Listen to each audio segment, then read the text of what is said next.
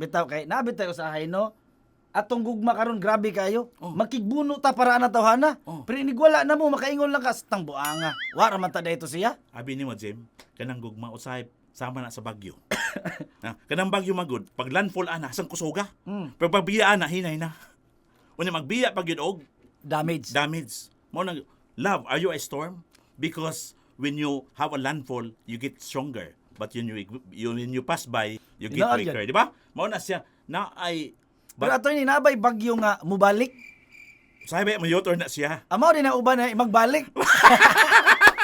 Mao na magbalik kay nagka-kuanay man, Ibalik ang bagyo. Oo, naka-realize man na. There's always a point of realization niya. Kadtong imuhay gibiyaan, importante din yung kinabuhi, no? Oh, so mao na siya. Mao na ako Jim, no? Aspito unsa may gud ay kahulugan sa gugma.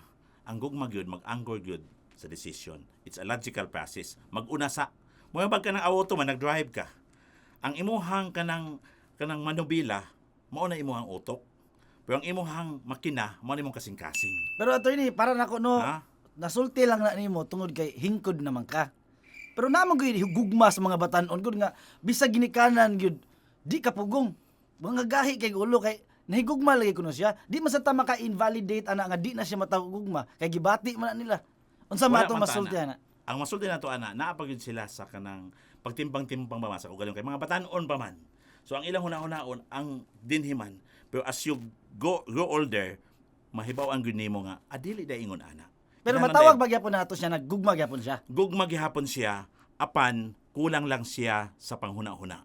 Kulang lang siya sa desisyon Sa experience. o sa experience nga magtudlo sa imong nga dapat kung mahigugma ka kinahanglan pinasubay gyud na sa usa ka desisyon kay lagi atong balansihon ang gugma or ugma. Kay og init kay ang tubig init, ya butangan nimo og tabliya, si kwate gyud ah. Sige, hati kita.